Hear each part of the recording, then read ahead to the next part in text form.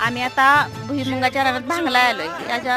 हे आता भुईमुगाचे आरे आहेत ना, हे आरे आता हे जमिनीत रोवायला लागलेले आहेत आणि याची ही कंदमुळे आहेत, हे जमिनीत कंदमुळे शिरून याचं फळ मोठं होणार. हे भुईमुग इथे शेंग लागणार याला आणि ही शेंग भरण्यासाठी, मोठी होण्यासाठी आत्ताच खरी पावसाची गरज आहे आणि नेमका याच वेळेला पाऊस नाही.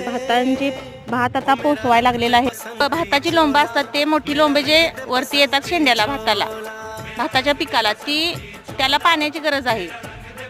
आणि कोकण भागातील शेतकऱ्यांचं प्रमुख म्हणजे भातच आहे, कारण इकडे शेतकरी जास्त करून भात हे पीक घेतात पावसाळ्यात.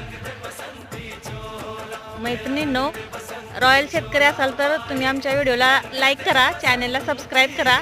आणि हा चॅनेल आमच्या दोघी जावांचा आहे आणि आमचे चॅनेलवरती रेसिपीचे व्हिडिओसुद्धा आहेत.